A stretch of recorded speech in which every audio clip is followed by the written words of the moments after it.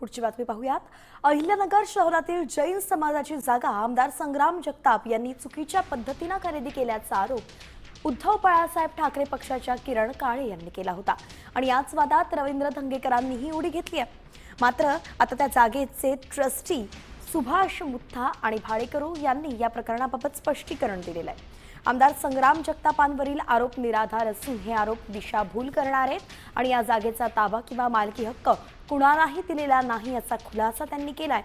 केवळ राजकीय प्रसिद्धीसाठीच हा आरोप केल्याचा आरोप त्यांनी केलाय।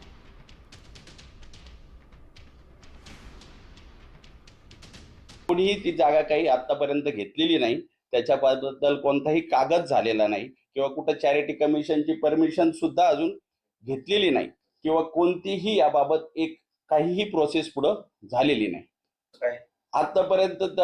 म्हणजे आता समजा कुठं त्यांनी राष्ट्रवादीचा लोगो आहे किंवा आमदारांचं कुठं काही तिथं आहे हे त्यांनी सिद्ध करावं। आजपर्यंत कुठंच काही नाही, असं माझं ऑफिस आहे, ते येतात फक्त बसतात। आजपर्यंत राष्ट्रवादीचा तिथं कुठेही उल्लेख नाहीये, कुठेही काही नाहीये, काहीच नाहीये। किरण काळे यांनी केलेले आरोप बिनबुडाचे, खोटे व निराधार आहेत। ते सगळे आरोप मी फेटाळतो। तिथं कधीही साधू भगवंत त्या जागेत आले नाही।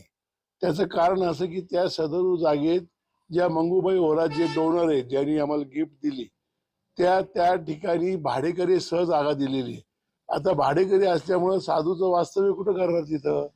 तिथं कधी सत्संग झाला नाही, कधी व्याख्यान झाले नाही। हे जे आरोप केले ते त्यांनी खोटे।